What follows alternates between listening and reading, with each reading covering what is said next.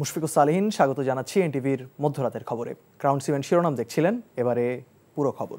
টানা চতুর্থ দিনের মতো পাল্টাপাল্টি হামলায় কাঁপছে ইরান এবং ইসরায়েল। এতে এখন পর্যন্ত 24 ইসরায়েলি এবং 224 ইরানি নিহত হয়েছেন। আক্রান্ত হচ্ছে উভয় দেশেরই গুরুত্বপূর্ণ স্থাপনা। ইসরায়েলি মিসাইল আঘাত হেনেছে ইরানি রাষ্ট্রীয় টেলিভিশন স্টেশনে। ইসরায়েলের দাবি 30 ভাগ ইরানি মিসাইলই ধ্বংস করা হয়েছে। তেহরানের আকাশ পূর্ণ নিয়ন্ত্রণে আছে বলেও দাবি দখলদার দেশটির। অন্যদিকে পরমাণু অস্ত্র তৈরির ইচ্ছে নেই বলে জানিয়ে দিয়েছে ইরান। এদিকে ইরানে অধ্যয়নরত বাংলাদেশিরা সুস্থ আছেন বলে জানিয়েছেন সেখানে থাকা শিক্ষার্থীরা। তবে ইসরায়েলি হামলা অব্যাহত থাকায় সবার মধ্যে আতঙ্ক কাজ করছে। অন্যদিকে ইরান প্রবাসী বাংলাদেশিদের জন্য হটলাইন সেবা চালু করেছে তেহরানে অবস্থিত বাংলাদেশ দূতাবাস।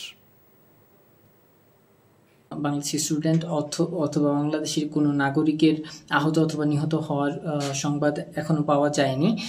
পাশাপাশি তেহরানে প্রতিনিয়ত আক্রমণ হচ্ছে।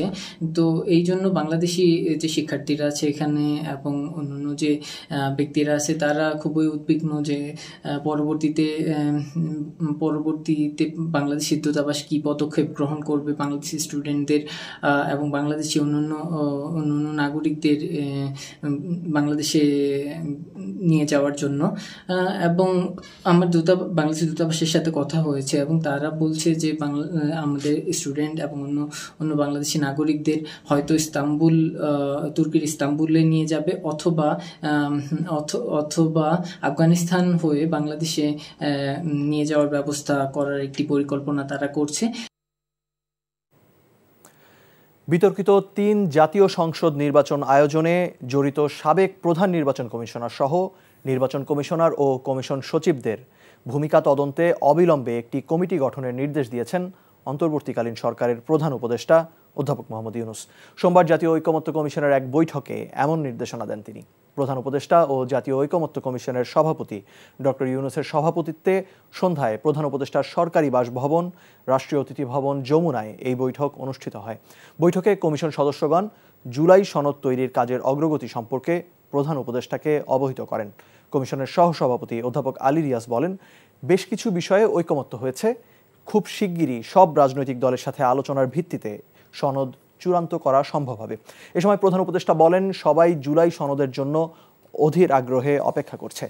জুলাই মাসের মধ্যে জাতির সামনে এই সনদ উপস্থাপনেরও আশা প্রকাশ করেন তিনি। গুমের ঘটনা তদন্তে জাতিসংঘের সহযোগিতা চাইলেন প্রধান উপদেষ্টা অধ্যাপক মোহাম্মদ ইউনূস। তিনি বলেন, গত 1.5 দশকে সংঘটিত গুমের ঘটনাগুলোর তদন্তে জাতিসংঘের যে কোনো ধরনের সহযোগিতা বাংলাদেশ আন্তরিকভাবে গ্রহণ করবে।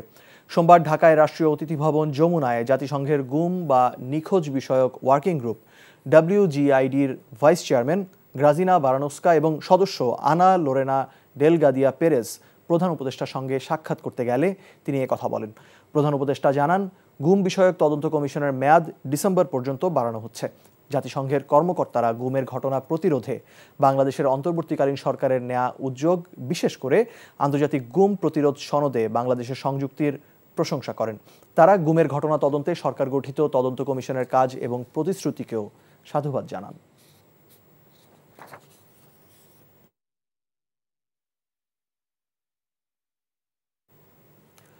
গণঅভ্যুত্থানের বর্ষপূর্তির আগেই গুম বিষয়ক নতুন অধ্যাদেশ ও তার অধীনে স্থায়ী কমিশন করা হবে বলে জানিয়েছেন আইন উপদেষ্টা অধ্যাপক আসিফ নজরুল। সোমবার সকালে সচিবালয়ে গুম সম্পর্কিত জাতিসংঘের কার্যনির্বাহী দলের 2 সদস্যের সাথে বৈঠক শেষে এসব বলেন তিনি। জানান, এখন পর্যন্ত যারা গুম হয়েছেন তাদের নিখোঁজ সনদ দেয়া হবে। বাংলাদেশে এখনও 70টি গুমের ঘটনা অনিষ্পত্তিত অবস্থায় রয়েছে। গত 1 যুগ ধরে গুম নিয়ে তদন্ত করতে বাংলাদেশে সফর করতে চাইছিল কমিটির সদস্যরা, তবে অনুমতি মেলেনি। অবশেষে অন্তর্বর্তী সরকারের অনুমতির পর রোববার ঢাকায় আসেন ওয়ার্কিং গ্রুপের 2 সদস্য। সোমবার সকালে তারা সাক্ষাৎ করেন আইন উপদেষ্টার সাথে।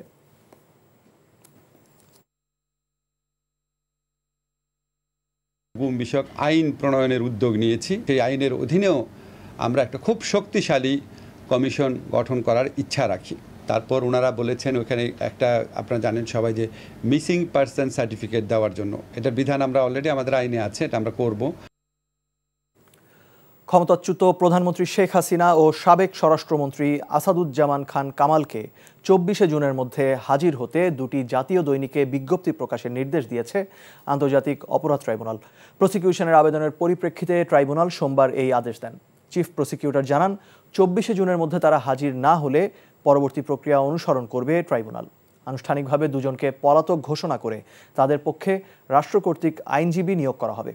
এরপর অভিযোগ গঠনের ওপর শুনানি শুরু হবে। শেখ হাসিনার বিরুদ্ধে জুলাই আগস্টে সংঘটিত মানবতা বিরোধী অপরাধের মামলায় আরও দুই আসামি আসাদুজ্জামান খান কামাল ও সাবেক আইজিপি চৌধুরী আবদুল্লাহ আল মামুন গ্রেপ্তার থাকায় আজ এই মামলার শুনানির দিনে তাকে ট্রাইব্যুনালে হাজির করা হয়। গত ১ জুন শেখ হাসিনা সহ ৩ জনের বিরুদ্ধে অভিযোগ আমলে নিয়ে ১৬ জুন তাদের আদালতে হাজির করার নির্দেশ দিয়েছিল ট্রাইব্যুনাল।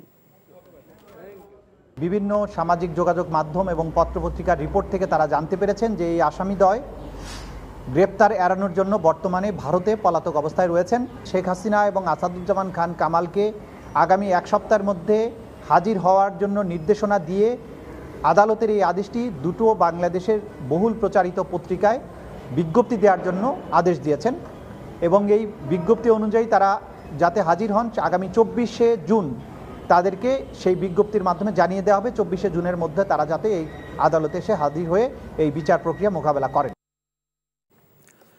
বিএনপির স্থায়ী কমিটির সদস্যদের সাথে বৈঠক করেছেন দলের ভারপ্রাপ্ত চেয়ারম্যান তারেক রহমান।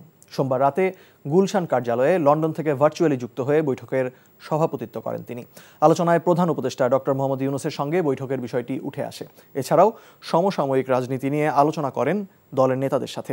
দলটির সাংগঠনিক কর্মকাণ্ড আরও বেগবান করতে নানা দিক নির্দেশনা দেন তারেক রহমান।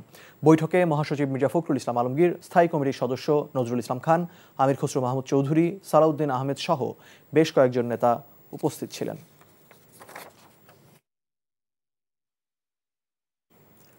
বিএনপির স্থায়ী কমিটির সদস্য আমির খসরু মাহমুদ চৌধুরী বলেছেন, লন্ডনে ডক্টর মোহাম্মদ ইউনূস এবং তারেক রহমানের বৈঠকের মাধ্যমে গণতন্ত্রে উত্তরণে জনগণের দীর্ঘদিনের প্রত্যাশা পূরণের পথ সুগম হয়েছে।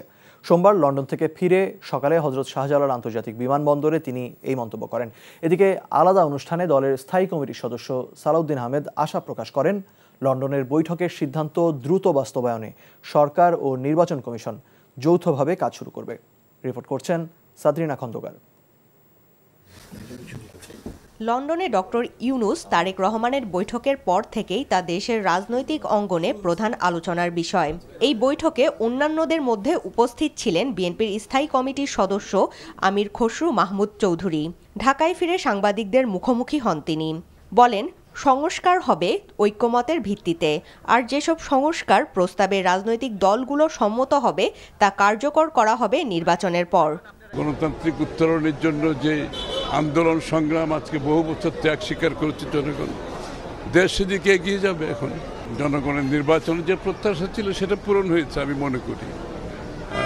সেদিক থেকে তো আমি মনে করি এটা সফল একটা আলোচনা হয়েছে এবং সংস্কারের ব্যাপারটা তো আমি আগেই বলেছি এবং ডক্টর ইউনূস সাহেবও বলেছেন, জনাব তারেক রহমান সাহেবও বলেছেন, আমাদের সকল নেতৃবৃন্দ একই কথা বলছে, যেখানে ঐক্যমত যতটুকু হবে ততটুকু সংস্কার হবে এবং বাকি অংশটা আমরা নির্বাচনের মাধ্যমে জাতির কাছে নিয়ে যেতে হবে। এদিকে বিএনপি চেয়ারপারসনের গুলশান কার্যালয়ে দলের মহাসচিব মির্জা ফখরুল ইসলাম আলমগীর সহ বিএনপি নেতাদের সাথে সৌজন্য সাক্ষাৎ করেন যুক্তরাজ্যের হাই কমিশনার সারা কুক। সাক্ষাৎ শেষে ডক্টর আব্দুল মঈন খান বলেন, আসন্ন জাতীয় নির্বাচন সুষ্ঠু করতে বাংলাদেশকে সহযোগিতা করবে যুক্তরাজ্য। আজকে আলোচনা এটা এসেছে যে এই বাংলাদেশে ভবিষ্যৎ যে ইনস্টিটিউশনগুলো, গণতান্ত্রিক কিছু প্রতিষ্ঠানগুলো, সেগুলো গড়ে তোলার জন্য যে যদি তাদের যে সহযোগিতা প্রয়োজন তারা সানন্দে তারা বলেছে যে তারা সেদিকে প্রয়োজনীয় সহায়তা প্রদান করবে আমাদের ভবিষ্যতে। পরে জাতীয় প্রেস ক্লাবে নাগরিক ঐক্য আয়োজিত আলোচনা সভায় সালাউদ্দিন আহমেদ লন্ডনের বৈঠকের সিদ্ধান্ত দ্রুত বাস্তবায়নের আশা প্রকাশ করেন। বলেন, সেই প্রক্রিয়ার মধ্য দিয়ে দেশ গণতান্ত্রিক পথে অগ্রসর হবে। লন্ডনের আলোচনার সূত্র ধরে যে সিদ্ধান্তটা হয়েছে সেটা খুব শিগগির ইলেকশন কমিশনে যথাযথ প্রক্রিয়ায় কমিউনিকেট করবেন বলে আশা করি, যাতে ইলেকশন কমিশন জনগণের সামনে বলতে পারে যে তারা সরকারের কাছ থেকে একটা পরামর্শমূলক বা নির্দেশনামূলক মেসেজ পেয়েছে। জাতীয় প্রেস ক্লাবে অপর এক অনুষ্ঠানে বিএনপির স্থায়ী কমিটির সদস্য ডাক্তার AZM জাহিদ হোসেন দ্রুত গণমাধ্যম সংস্কার কাজ শেষ করতে সরকারের প্রতি আহ্বান জানান। সাদ্রিনা Khandakar, NTV news, Dhaka.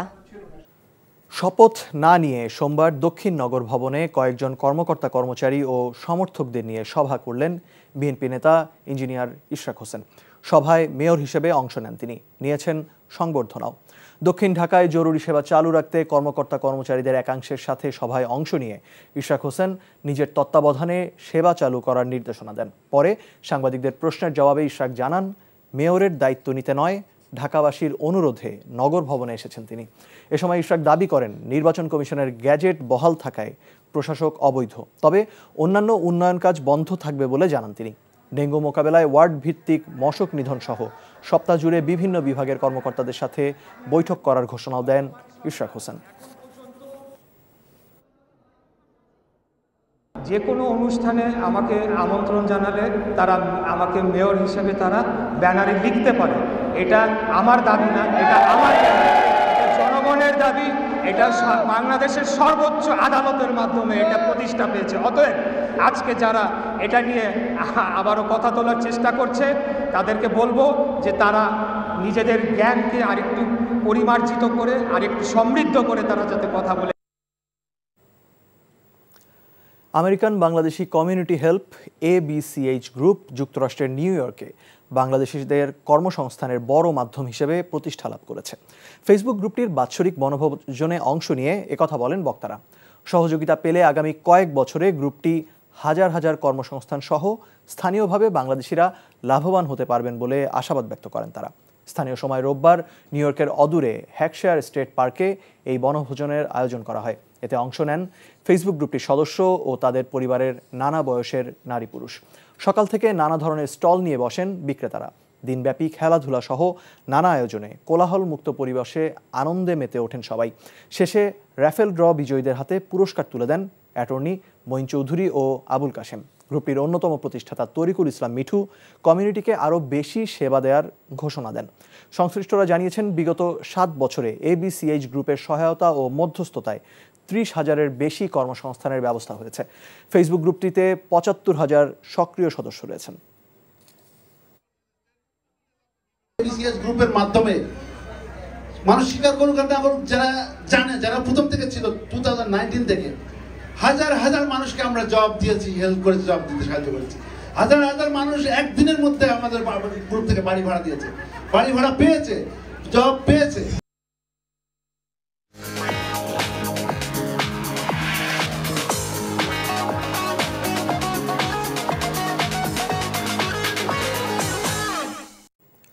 Mercantile bank অর্থনীতির খবর।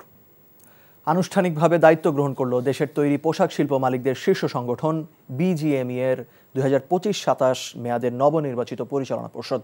সোমবার বিকেলে রাজধানীর উত্তরায় BGME কমপ্লেক্সের অডিটোরিয়ামে আয়োজিত অনুষ্ঠানে নবনির্বাচিত সভাপতি মাহমুদ হাসান খানের কাছে দায়িত্ব হস্তান্তর করেন সংগঠনটির অন্তর্বর্তীকালীন প্রশাসক আনোয়ার হোসেন। দায়িত্ব গ্রহণকালে BGME এর নতুন সভাপতি বলেন, একটি কার্যকর ও জবাবদিহিতামূলক BGME গঠন করাই নবনির্বাচিত পর্ষদের মূল লক্ষ্য। ঐক্যবদ্ধভাবে দেশীয় এবং আন্তর্জাতিক চ্যালেঞ্জ মোকাবেলা করে দেশের পোশাক শিল্পকে এগিয়ে নিয়ে যাওয়ার প্রত্যয় ব্যক্ত করেন তিনি। সংগঠনটির নতুন সভাপতি সহ 7 জন সহসভাপতি এবং পরিচালকরাও দায়িত্ব গ্রহণ করেন। আমাদের প্রিয় শিল্পটি বিভিন্ন স্থানীয় এবং আন্তর্জাতিক চ্যালেঞ্জের মুখে পড়ে সঙ্গীন পরিস্থিতির মধ্যে দিয়ে যাচ্ছে। এই ইসরায়েল আর ইরানের যুদ্ধটা আমাদের জন্য একটা নতুন চ্যালেঞ্জ, কারণ হচ্ছে এরপরে যদি ফলে তেলের দাম বৃদ্ধি পেলে সেটার একটা রিকারিং এফেক্ট সবার উপর পড়বে এবং পোশাক শিল্প এর থেকে বাদ যাবে না। এই অবস্থায় প্রতিযোগিতার সক্ষমতা ধরে রাখার জন্য আমাদেরকে অনেকগুলো কাজ করতে হবে। আমি বিশ্বাস করি আপনাদের সকলের সহযোগিতায় এই কাজগুলো করতে আমরা সক্ষম হব ইনশাআল্লাহ। প্রবাসের খবর। বাংলাদেশ জাতীয়তাবাদী দলের কুমিল্লা বিভাগীয় সাংগঠনিক সম্পাদক ও শিক্ষক অ্যাসোসিয়েশনের চেয়ারম্যান অধ্যক্ষ সেলিম ভুইয়ার মালয়েশিয়া আগমন উপলক্ষে এক মতবিনিময় ও সংবর্ধনা সভার আয়োজন করা হয়। এনটিভির স্টাফ করেসপন্ডেন্ট কায়সার হামিদ হান্নান জানান, রাজধানী কুয়ালালামপুরের একটি রেস্টুরেন্টে এই সংবর্ধনা সভা অনুষ্ঠিত হয়। মালয়েশিয়া বিএনপির সিনিয়র নেতা মোহাম্মদ শহীদ উল্লাহ শহীদের সভাপতিত্বে ও মাহফুজ আহমেদের সঞ্চালনায় এ সময় বক্তব্য রাখেন বিএনপি নেতা মোহাম্মদ শরীফুল ইসলাম, জহিরুল ইসলাম, মোহাম্মদ সলিমুল্লাহ সহ প্রমুখ। এই সময় আগামী জাতীয় সংসদ নির্বাচনে ধানের শীষের বিজয় ত্বরান্বিত করতে প্রবাসে জাতীয়তাবাদে বিশ্বাসী সবাইকে ভেদাভেদ ভুলে একযোগে কাজ করার আহ্বান জানান অধ্যক্ষ সেলিম ভুইয়া। এ সময় আরও উপস্থিত ছিলেন বিএনপি নেতা কামাল উদ্দিন রানা, মোহাম্মদ নয়ন, শওকত ভুইয়া, বাবুল হোসেন, মোহাম্মদ আশরাফ, মাইনুর হোসেন, মোশাররফ, উজ্জ্বল, হাজী সাইফুল, মোহাম্মদ পান্না, মিজানুর রহমান মিজান, মোখলেস, মোস্তাবিদ সহ অন্যান্য নেতৃবৃন্দ। বিএনপির প্রতিষ্ঠাতা চেয়ারম্যান শহীদ রাষ্ট্রপতি জিয়াউর রহমানের ৪৪তম শাহাদাত বার্ষিকী উপলক্ষে আলোচনা সভা ও দোয়া মাহফিলের আয়োজন করেন মানামা মহানগর বিএনপি বাহরাইন। এনটিভি বাহরাইন প্রতিনিধি সৈয়দ মামুন জানান, জিদহাব শাখা বিএনপির সভাপতি মফিজুর রহমানের কোরআন তেলাওয়াতের মধ্য দিয়ে অনুষ্ঠান শুরু হয়। অনুষ্ঠানে মানামা মহানগর বিএনপির সভাপতি মোহাম্মদ নুরুল হকের সভাপতিত্বে ও মানামা মহানগর বিএনপির ভারপ্রাপ্ত সাধারণ সম্পাদক বাদশাহ আলমগীরের পরিচালনায় প্রধান অতিথি ছিলেন বাহরাইন বিএনপির সাবেক সিনিয়র সহসভাপতি Abdul Gani Majumdar. Guest of honour হিসেবে বাহরাইন বিএনপির সাবেক ভারপ্রাপ্ত সাধারণ সম্পাদক SMH শোকার্ণ, বাহরাইন বিএনপির সাবেক যুব বিষয়ক সম্পাদক মোহাম্মদ কামাল উদ্দিন এবং বিশেষ অতিথি ছিলেন বাহরাইন বিএনপির সাবেক যুগ্ম সম্পাদক হাবিবুর রহমান বুলবুল, সাবেক যুগ্ম সম্পাদক মহসিন চৌধুরী রিপন, আসকর শাখা বিএনপির সভাপতি এখলাস উদ্দিন, মোহাম্মদ চান মিয়া, সালমাবাদ শাখা বিএনপির সভাপতি মোহাম্মদ চান মিয়া। পরিশেষে শহীদ রাষ্ট্রপতি জিয়াউর রহমানের বিদেহী আত্মার মাগফিরাত এবং বিএনপি চেয়ারপারসন বেগম খালেদা জিয়ার পরিপূর্ণ সুস্থতা ও দীর্ঘায়ু কামনায় দোয়া মাহফিলে মোনাজাত পরিচালনা করেন মানামা মহানগর বিএনপির ধর্ম বিষয়ক সম্পাদক মোল্লা মোহাম্মদ শাহজাহান। 2025 সালের হজ ব্যবস্থাপনায় হজ কোম্পানিগুলোর মধ্যে অন্যতম সেবা প্রদান করেন সৌদি হজ কোম্পানি রাওয়াফ মিনার। মক্কা প্রতিনিধি কামাল পারভেজ অভি জানান, মক্কার স্থানীয় একটি হোটেলে আয়োজিত অনুষ্ঠানে রাওয়াফ মিনার কোম্পানির পরিচালক সামি সাইদ মাহবুব এবং সামির মাহবুবের যৌথ পরিচালনায় আলোচনা সভায় বক্তব্য রাখেন মোহাম্মদ নুরুল্লাহ নূর, কাজী মোহাম্মদ শফিক, জাহাঙ্গীর, মোস্তফা জুবায়ের, অ্যাডভোকেট ইব্রাহিম, আমির হোসেন ও আয়েশা চৌধুরী। বক্তারা সুষ্ঠু হজ ব্যবস্থাপনায় সৌদি সরকার ও বাংলাদেশ সরকারের প্রতি কৃতজ্ঞতা প্রকাশ করেন। অন্যদিকে আগামীতে ও বাংলাদেশি হজযাত্রীদের আরও উন্নত সেবা প্রদান করবে বলে জানান সৌদি হজ কোম্পানি রাওয়াফ মিনা। আলোচনা সভা শেষে এজেন্সি প্রতিনিধিদেরকে সম্মাননা ক্রেস্ট প্রদান করা হয়। এবছর রাওয়াফ মিনার সার্ভিস কোম্পানির মাধ্যমে অ্যালাই ট্রাভেলস ও বেনিস ট্রাভেলসের 2072 জন বাংলাদেশি হাজি হজ পালন করেন। বাহরাইনে প্রবাসীদের সুলভ মূল্যে দেশীয় রকমারি মানসম্পন্ন সুস্বাস্থ্যকর ও সুস্বাদু খাবারের স্বাদ দিতে বাংলাদেশি মালিকানাধীন কাইয়ান রেস্টুরেন্ট উদ্বোধন করা হয়েছে। এনটিভি বাহরাইন প্রতিনিধি সৈয়দ মামুন জানান, বাহরাইনে বুধাইয়া পুলিশ স্টেশন সংলগ্ন এই কাইয়ান রেস্টুরেন্ট উদ্বোধন করা হয়। ফিতা কেটে রেস্টুরেন্টে উদ্বোধন করেন বাহরাইনি নাগরিক মোহাম্মদ জসিম ও স্বত্বাধিকারী আনসার আলী। এই সময় উপস্থিত ছিলেন সিলেট ডিভিশন সভাপতি FC শাহিন আহমেদ, ফরহাদ আহমেদ, বিশিষ্ট ব্যবসায়ী কামরুল ইসলাম, মোহাম্মদ খাইরুল, মজিদ, সামির সহ বাংলাদেশ কমিউনিটি ও বিভিন্ন রাজনৈতিক, সামাজিক, সাংস্কৃতিক, ব্যবসায়ী সংগঠনের নেতৃবৃন্দ। উদ্বোধন শেষে দেশ, জাতীয় মুসলিম উম্মার সুখ, শান্তি ও সমৃদ্ধি কামনা করে বিশেষ মোনাজাত করেন হাফেজ মাহবুব হোসেন। মোনাজাত শেষে রেস্টুরেন্টের পক্ষ থেকে প্রবাসী বাংলাদেশিদের খাবার বিতরণ করা হয়।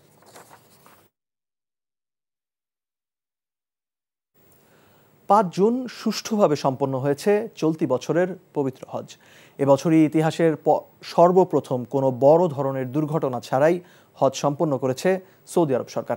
এনটিভি মক্কা প্রতিনিধি কামাল পারভেজ অভি জানিয়েছেন, এদিকে হজ শেষে পবিত্র নগরী মক্কায় উৎসব করেছে হজের সঙ্গে সংশ্লিষ্ট প্রতিনিধিরা। মক্কায় আয়োজিত এই উৎসবে বাংলাদেশ থেকে আগত হাজিদের মধ্যে তসবিহ সহ বিভিন্ন উপকরণ বিতরণ করা হয়। সৌদি সরকারের কঠোর নিরাপত্তার মধ্যে ও সুষ্ঠুভাবে হজ সম্পন্ন হওয়ায় খুশি বাংলাদেশি হাজিরাও। হজযাত্রীদের ঈদের আনন্দের মতো করে হজের শেষ সময়টা। এর আগে কেক কাটার আয়োজন করা হয়। এ সময় সৌদি মোয়াল্লেম ট্রাভেল এজেন্সির পক্ষে অলিউর রহমান, সাংবাদিক MY আলা সহ বাংলাদেশ থেকে আগত হজযাত্রীরা উপস্থিত ছিলেন।